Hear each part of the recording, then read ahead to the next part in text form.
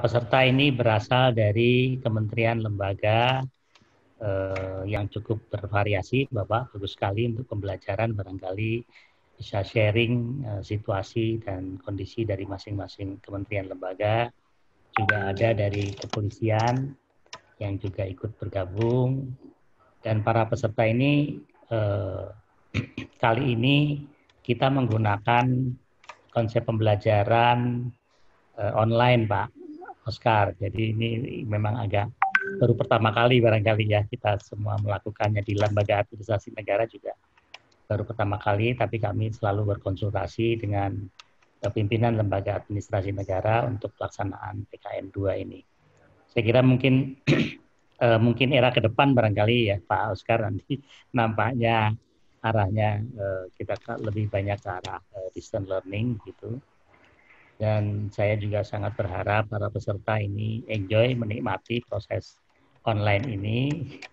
Serta barangkali mohon izin Bapak Oscar, para peserta barangkali juga disibukkan. Selain tugas sehari-hari juga disibukkan untuk mengikuti kegiatan PKN 2 ini. Jadi mohon izin dari Pak Oscar barangkali. Saya kira mungkin demikian Pak Oscar.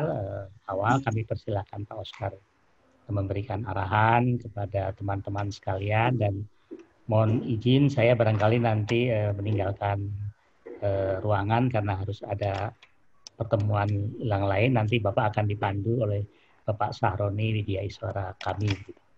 Kami persilahkan Pak Oscar. Ya, terima kasih Pak Tri. Bismillahirrahmanirrahim. Assalamualaikum warahmatullahi wabarakatuh. Waalaikumsalam warahmatullahi wabarakatuh. Selamat pagi. Waalaikumsalam warahmatullahi wabarakatuh. Bahagia bagi kita semuanya. Om Swastiastu, Namo Buddhaya, salam kebajikan. Yang saya hormati saudara peserta PKN 2 yang hadir pada kali ini, yang tentunya kita harapkan semuanya dalam keadaan sehat.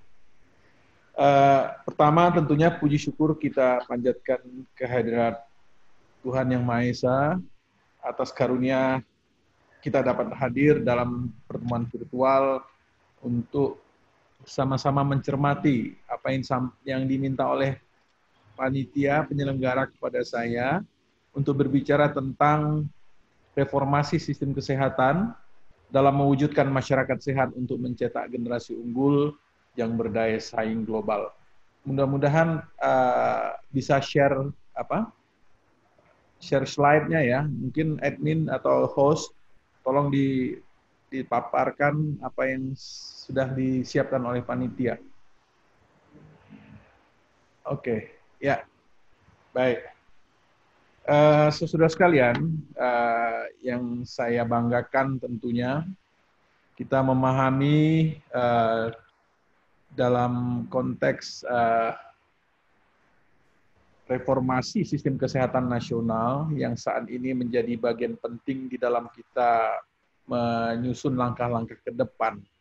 Ini memang kondisi ini dipacu dan dipicu oleh apa yang kita hadapi saat ini. Terhadap pandemi global, terhadap masalah COVID-19 ini menjadikan kita sadar bahwa pembenahan di segala lini agar ini dapat menjadi jawaban tantangan kita ke depan tentunya menjadi suatu keharusan.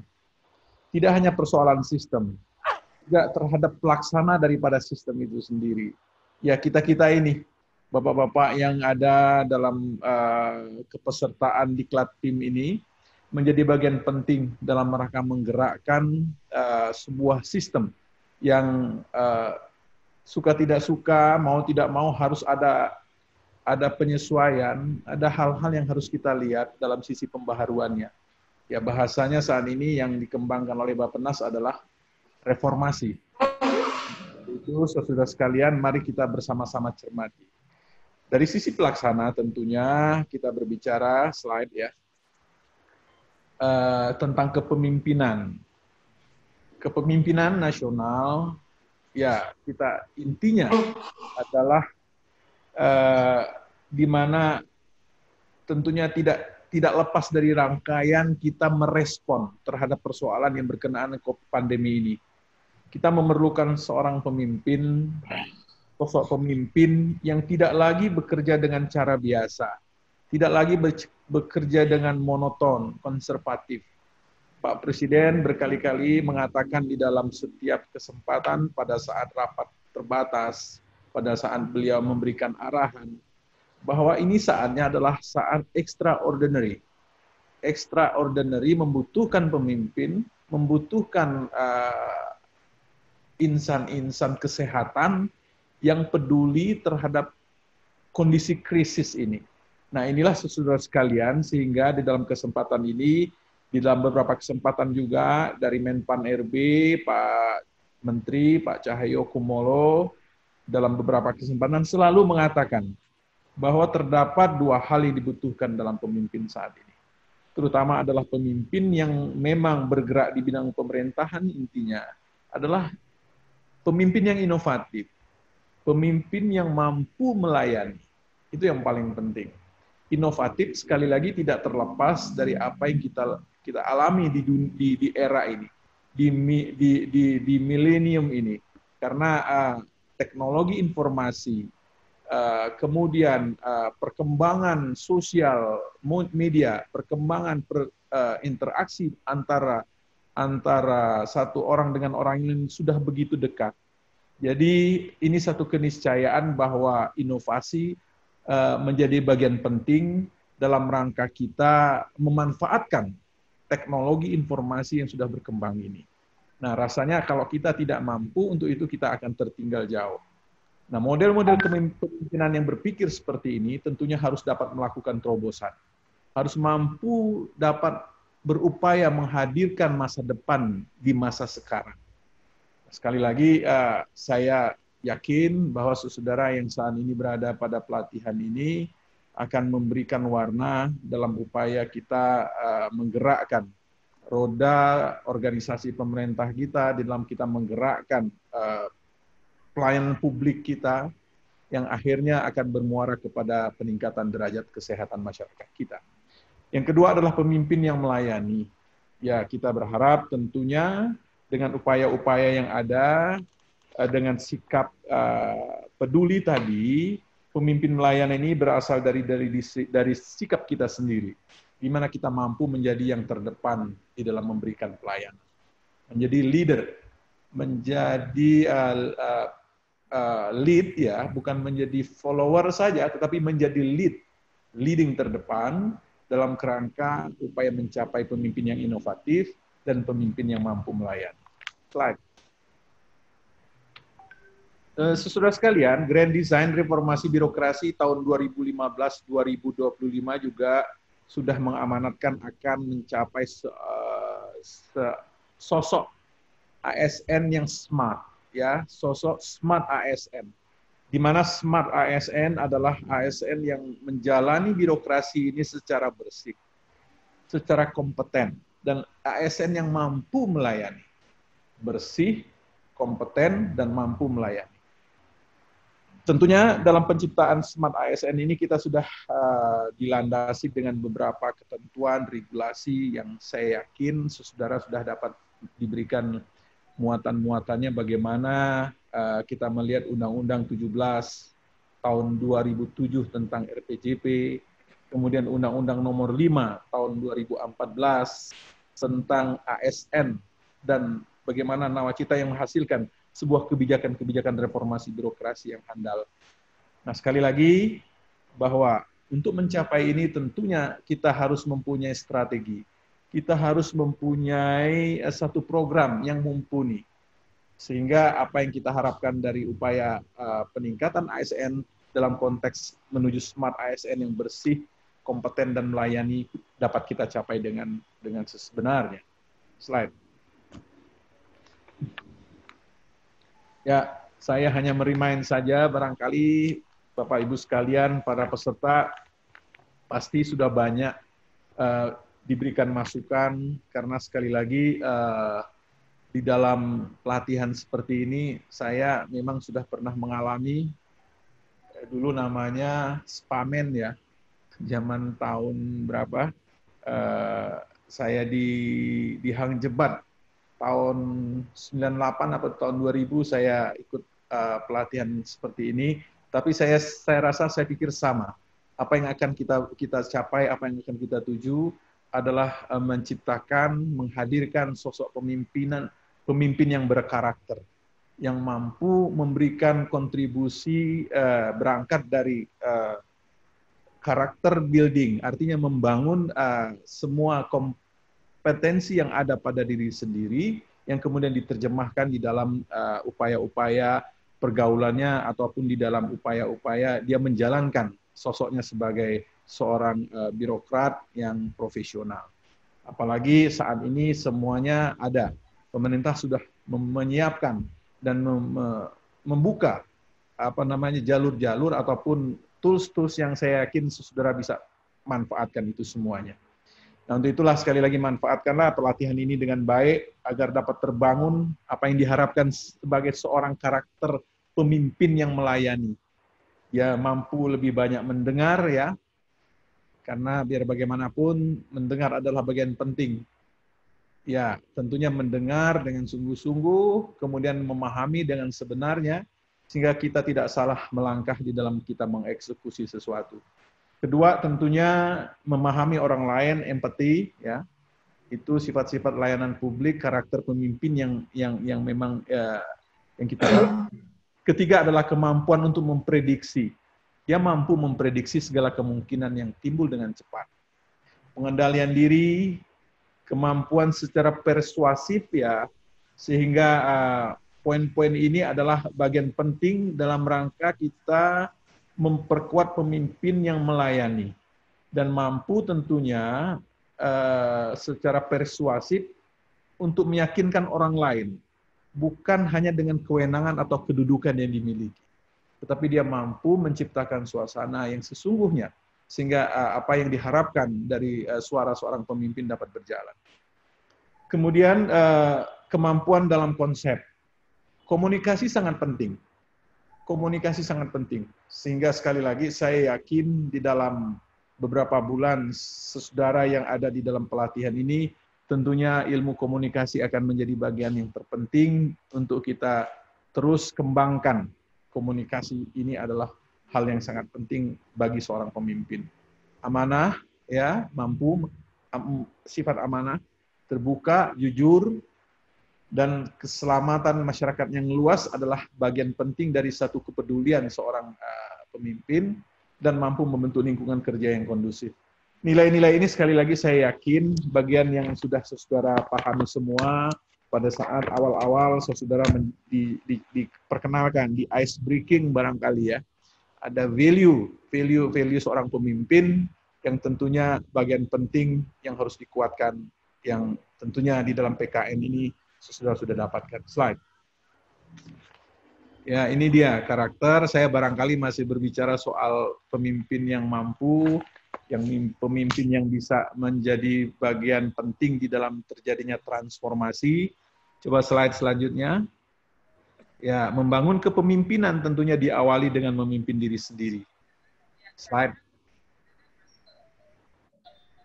Ya, self leadership, leading self dan seterusnya. Sehingga pada mananya saudara akan menjadi seorang pemimpin yang mampu menjadi pemimpin yang transformatif, leader yang mampu memimpin masa depan. Ya, inilah smart ASN yang kita harapkan, yang tentunya semuanya akan berproses seperti itu. Saat ini semuanya yang unggul akan menjadi bagian penting untuk mewarnai pembangunan itu sendiri. Slide selanjutnya. Saya hanya membuka sepintas daripada apa yang ingin kita harapkan dari sebuah proses pematangan pelatihan seperti pelatihan PKN kali ini. Ya, inilah yang kita harapkan terjadinya pemimpin-pemimpin yang mampu mentransformasikan apa yang harus diharapkan untuk masa yang akan datang. Saya akan berbicara juga berkenaan dengan penguatan sistem kesehatan nasional kita, reformasi sistem kesehatan nasional kita, dan tentunya didahului dengan bagaimana kita kembali memahami bahwa arah pembangunan kesehatan yang sudah kita punyai di dalam konsep RPJPN 2025 ini membutuhkan orang-orang yang handal untuk dapat melaksanakan dan mendelivernya kepada masyarakat agar dapat terjadi perubahan-perubahan semua yang kita inginkan dari pembangunan kesehatan ini. Bapak Ibu sekalian, sesuai dengan apa yang kita pahami di dalam RPJPN 2005-2025, kemudian diterjemahkan pada RPJMN keempat, kurun 2020-2024 ini, kita ingin mewujudkan masyarakat Indonesia yang mandiri, maju, adil, makmur, melalui sebuah percepatan pembangunan di berbagai bidang, dengan menekankan terbangunnya struktur perekonomian yang kokoh. Perekonomian yang kokoh tentunya harus dilandasi atau berlandaskan sebuah keunggulan yang kompetitif di berbagai wilayah, yang mana harus didukung oleh SDM berkualitas dan berdaya saing. Nah, 3 kata kunci yaitu struktur perekonomian yang kokoh, keunggulan kompetitif wilayah, dan SDM yang berkualitas. Kembali kepada persoalan pembangunan kesehatan, SDM berkualitas Indonesia menjadi sosok penting yang harus kita laksanakan bersama-sama agar SDM kualitas tadi adalah SDM yang bisa berdaya saing dengan SDM yang sehat, yang berpendidikan, dan mampu menjadi bagian yang penting dari dalam rangka produktivitas sumber daya manusia Indonesia. Slide. Bapak Ibu sekalian, ini adalah pesan-pesan yang sudah kita selalu ingat dari Pak Presiden kita, bahwa pada saat pengumuman nama-nama presiden waktu itu ya kalau melihat prioritas pembangunan dari dari 5 prioritas kerja Pak Presiden dan Pak Wakil Presiden kita, ya semuanya kita lihat yang utama, yang pertama adalah bagaimana SDM. SDM akan menjadi prioritas utama pembangunan kita. Pembangunan infrastruktur, kemudian kendala regulasi yang disederhanakan, kemudian penyederhanaan birokrasi yang sekarang sedang kita tempuh, dan kelima adalah bagaimana transformasi ekonomi dapat berjalan. Khusus untuk kesehatan, pada saat beliau melantik Kabinet Indonesia Maju ini, ada pesan-pesan Pak Presiden yang selalu kita ingat, bahwa bagaimana persoalan stunting, ya, persoalan stunting yang dapat AKB dapat kita selesaikan dengan cepat.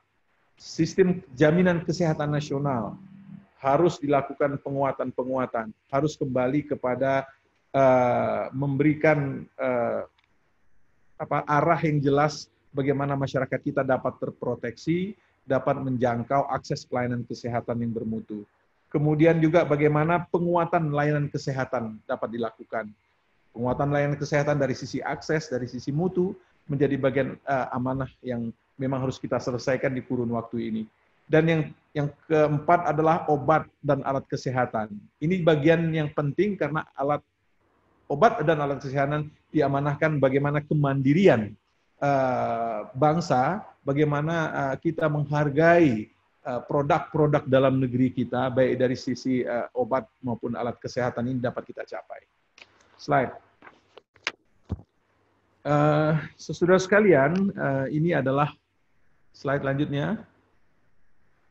Ya, ini adalah terjemahan lanjut daripada apa yang disampaikan tadi berkenaan dengan visi misi Bapak Presiden, yaitu dalam visinya, ya ini adalah visi Presiden, kita akan mewujudkan Indonesia yang maju, berdaulat, mandiri, berkepribadian, dan berlandaskan gotong royong. Jelas tadi beberapa poin sudah saya sampaikan di depan. Slide.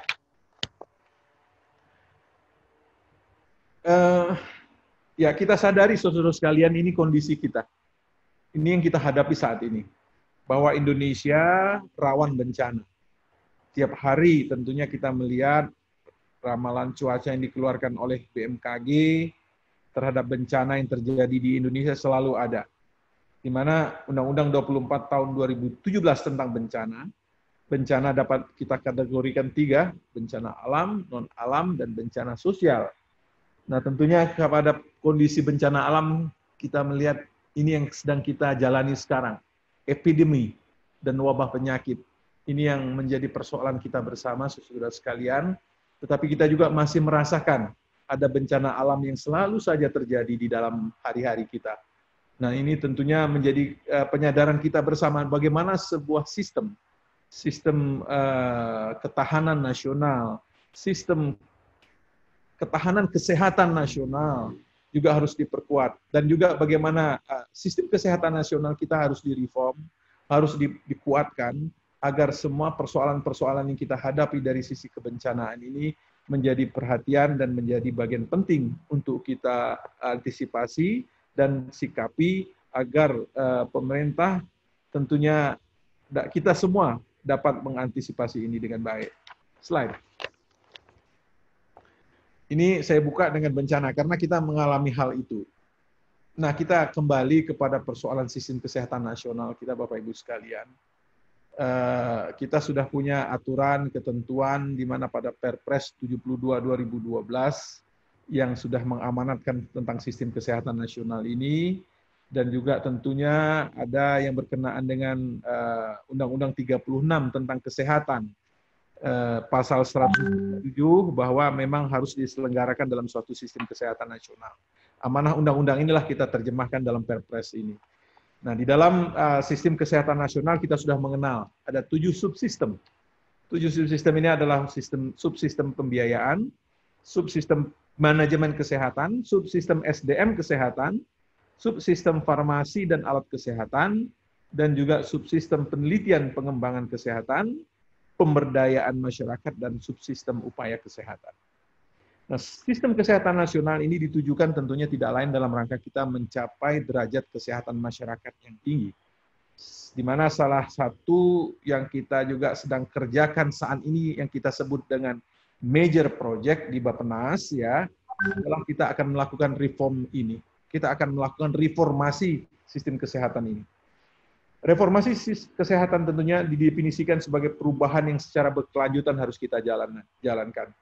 Ya, artinya ada efisiensi, ada keadilan dan efektivitas sektor kesehatan yang ditandainya dengan meningkatnya efisiensi, perlindungan terhadap resiko finansial dan sosial, ketanggapan dan juga status kesehatan. Nah, dalam pelaksanaannya, reformasi sistem kesehatan lebih kepada perubahan pendekatan pada aspek penyempurnaan input dan proses.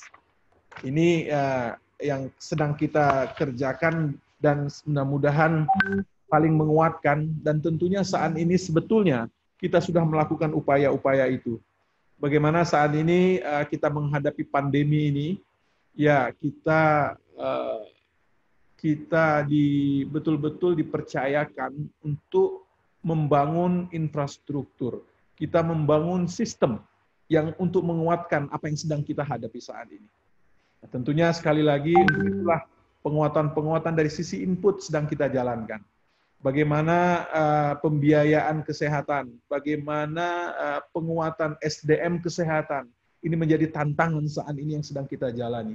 Dan itu tentunya membutuhkan suatu leadership, suatu pelaksana pembangunan itu yang mumpuni, yang mempunyai kompetensi yang profesional, dan membangun suatu sistem agar sistem ini dapat berjalan dengan efektif dan efisien. Bagaimana kita melihat laboratorium kesehatan kita yang tadinya kita nggak begitu fokus untuk menguatkannya. Saat ini dibutuhkan sebuah jejaring laboratorium yang kuat. Bagaimana SDM kesehatan yang tadinya kita hanya melihat pada aspek-aspek tertentu, sekarang bagaimana ketahanan, bagaimana distribusi, bagaimana upaya-upaya penguatan kualitas itu menjadi satu keharusan.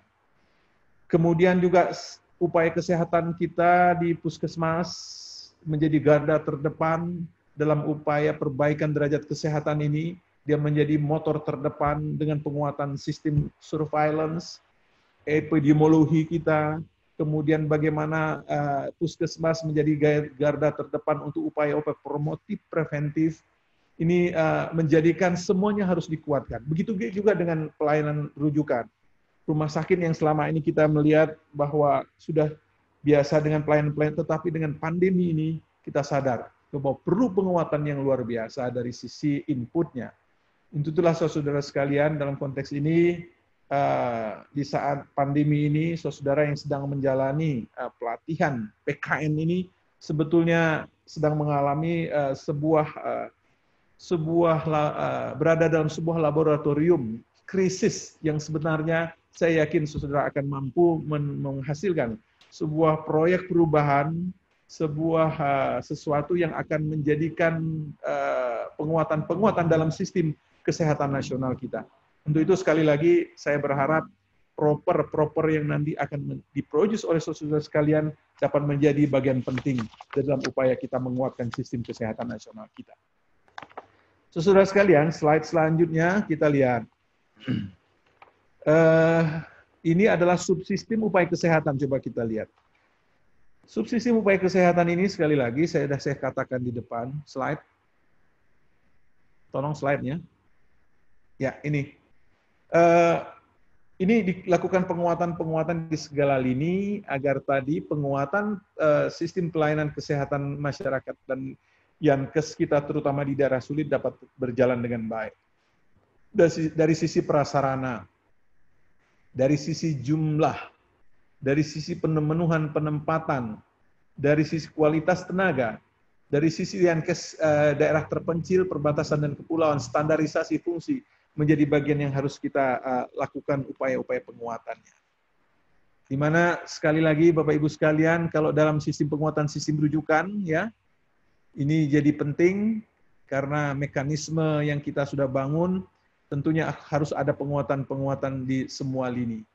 Kemudian juga dari sisi pengendalian penyakit, kita melihat health security-nya, kita sudah menjadi menguatkan agar health security ini menjadi bagian penting di dalam kita melangkah, terutama dalam kita memandang, melihat bagaimana international health regulation dapat kita gerakkan bersama-sama, bukan hanya di pusat, tetapi juga oleh di daerah. Kemudian penyakit-penyakit yang ada. Penyakit ini juga kemarin soal TB menjadi sorotan khusus oleh pimpinan Pak Presiden. Nah, mungkin TB, sekali lagi bagian penting, kita masih menyandang negara ketiga ya, yang terbesar dari sisi kasus ini. Nah, bagaimana kita mempercepat upaya-upaya ini dengan lebih cepat untuk dilaksanakan dengan baik. Slide.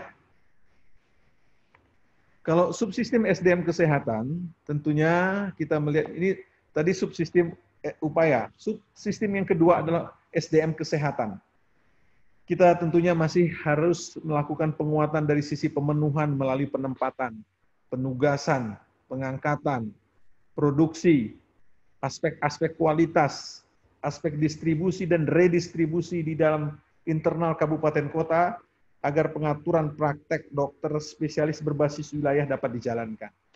Pemerintah sekali lagi dengan penguatan-penguatan yang ada, melakukan upaya-upaya yang berkenaan dengan fasilitasi, kemudian upaya-upaya lain dalam hal pembiayaan pendanaan dari pusat itu ada dana-dana yang bersifat seperti dana dekonsentrasi kita gelontorkan ke daerah, dana-dana pusat, dana-dana untuk tadi yang di depan upaya kesehatan, dana-dana DAK juga menjadi bagian dalam upaya kita menguatkan agar subsistem ini dapat berjalan dengan baik. Sekali lagi, Bapak Ibu sekalian, penguatan selanjutnya ini, penguatan sistem di SDM ini kita masih menghadapi tantangan tadi. Tentunya penguatan kita lakukan dengan segala upaya kita agar efisien, efektif, dan lebih kuat di dalam kita memenuhinya. Selanjutnya, untuk subsistem kemandirian obat dan alat kesehatan dalam negeri. Penguatan pada subsistem obat, sediaan farmasi, alkes, dan makanan yang difokuskan pada kemandirian obat dan alat kesehatan di dalam negeri. Slide selanjutnya. Slide bisa digeser. Ya, ini yang saya katakan dengan subsistem kemandirian obat dan alat kesehatan dalam negeri. Upaya mewujudkan kemandirian obat dan alat kesehatan dalam negeri ini dipandang sebagai rantai yang terintegrasi dari hulu ke hilirnya. Jadi jangan berbicara hanya hilir, tetapi juga harus dibenahkan secara komprehensif dari hulunya. Sampai saat ini tentunya evaluasi atas intervensi yang sudah dilakukan di sepanjang rantai tersebut menunjukkan hasil-hasil yang bervariasi. Intervensi optimal pada aspek penguatan regulasi. Tetapi tentunya harus juga kita imbangi dari intervensi pada aspek hulunya, samping regulasi tadi. Hulu, operasional, dan hilir, itu yang paling penting. Kita masih menjumpai, saudara sekalian, kendala seperti minimnya industri kimia dasar sebagai pendukung industri bahan baku obat dan alkes. Keterbatasan lab uji alkes, sampai sulitnya kita menembus kepada pasar ekspor bagi produk dalam negeri. Nah, kita harapkan dengan penyadaran ini bukan hanya bertumpu pada persoalan regulasi, bukan hanya bertumpu kepada persoalan teknis di kesehatan dalam kerangka pengawasan dan pemberdayaannya, tetapi juga dari sisi hulu. Bagaimana kita menguatkan peranan industri kimia dasar untuk mendukung bahan baku, obat, dan alkes ini agar dapat berbicara menjadi bagian penting di dalam penguatan obat, penguatan kemandirian obat dan alat kesehatan di dalam negeri. Sekali lagi ini semuanya mempunyai dampak bagaimana peranan BUMN, bagaimana peranan pemerintah, bagaimana peranan juga swasta. Sekali lagi Bapak Ibu sekalian, inilah yang sedang kita jalankan dalam upaya penguatan kemandirian obat dan alat kesehatan dalam negeri. Slide selanjutnya. Berkenaan dengan penelitian dan pengembangan kesehatan, sekali lagi kita juga sudah melihat bahwa upaya pemerintah dalam penguatan ini dengan adanya Badan Riset dan Teknologi BRIN ya, yang juga sudah menjadi bagian penting di dalam kita menguatkan ini, yang secara terintegrasi akan juga menguatkan pada sistem yang kita punyai dan bagian subsistem yang kita ada, yang ada di kita. Ya, yang dilakukan tentunya dalam upaya ini adalah fokus pada penelitian-penelitian, yaitu upaya kemandirian obat, vaksin, dan alat kesehatan, kemudian riset inovasi penguatan sistem kesehatan, dan juga riset kesehatan nasional untuk mendukung SDGs dan RPJMN. Slide selanjutnya adalah tentang subsistem yang kelima ini, manajemen pelayanan kesehatan. Ini yang paling penting Bapak Ibu sekalian, penguatan ini dilakukan dengan antara lain digitalisasi. Digitalisasi pelayanan kesehatan melalui single entry pelayanan kesehatan. Digitalisasi pelayanan-pelayanan UKBM seperti di Posyandu. Ya, walaupun barangkali dari sisi interconnectivity ataupun jaringan, fasilitas infrastruktur jaringan kita belum memadai di seluruh Indonesia ya. Tetapi paling tidak upaya-upaya penguatan ini pada daerah-daerah yang memang sudah terjangkau harus dilakukan. Penguatan satu data kesehatan bagian penting. One Data sudah ada perpresnya. Nah, karena kita sadar bahwa persoalan informasi, persoalan digitalisasi ini juga berkaitan dengan penguatan sistem informasi kita, penguatan komunikasi data kita. Di samping tentunya dalam rangka pemanfaatan upaya-upaya yang berkenaan dengan pemanfaatan teknologi itu sendiri dari sisi pelayanan kesehatan maupun komunikasi-komunikasi yang lain. Desentralisasi dan penguatan dinas kesehatan melalui peningkatan kapasitas dinas kesehatan dalam manajemen program dan pengembangan sarana dan sarana prasarana yang ada secara terstandar dapat dilaksanakan oleh dinas kesehatan. Kemudian penguatan kelembagaan, regulasi melalui RPP pengurangan faktor risiko PTM dan regulasi terkait dengan rokok dan tembakau dan review perundang-undangan di bidang kesehatan. Inilah penguatan dari sisi regulasi manajemen pelayanan kesehatan yang tentunya akan menjadi bagian penting tahun ini yang kita kerjakan bersama-sama dengan teman-teman di daerah. Slide selanjutnya. Tentang pemberdayaan masyarakat. Tentang pemberdayaan masyarakat, Bapak Ibu sekalian sudah kita pahami penguatan subsistem pemberdayaan masyarakat ini, ya tentunya peningkatan peran sektor swasta dalam penurunan AKI AKB, kemudian revitalisasi Posyandu, penguatan UKBM lain, peningkatan peran serta masyarakat di dalam pengasuhan dan pemantauan kesehatan anak, UKS, madrasah, penguatan kabupaten sehat, desa kelurahan dengan stop buang air besar STBM-nya, 5 pilar STBM-nya, literasi kesehatan untuk media online, dan tentunya peningkatan peran swasta di dalam pembangunan kesehatan. Tercermin di dalam penguatan untuk subsistem pemberdayaan masyarakat ini. Yang ketujuh, artinya subsistem yang terakhir dari sisi pembiayaan kesehatan. Penguatan selanjutnya ini berdasarkan Undang-Undang 36 tahun 2009 tentang kesehatan, di mana mengamanatkan bahwa slide lanjutnya. Ya, ini adalah tentang kesehatan yang mengamanatkan besaran anggaran pembiayaan kesehatan kita sebesar 5% dari APBN. Ini yang sedang kita perjuangkan karena aman di Undang-Undang 36 sudah ada. Untuk APBD itu sebetulnya 10% APBD di luar gaji. Nah, tapi sampai saat ini memang belum sepenuhnya ini dapat kita capai. Sekali lagi pembiayaan ini sangat penting karena biar bagaimanapun memobilisir pembiayaan adalah bagian penting dalam kita meningkatkan keterjangkauan, meningkatkan akses, meningkatkan jaminan masyarakat terhadap pelayanan kesehatan yang bermutu. Baik di tingkat pusat maupun di daerah, pembiayaan kesehatan ini difokuskan kepada optimalisasi UKM, upaya kesehatan masyarakat, dan infrastruktur tentunya, serta upaya peningkatan kesehatan perorangan.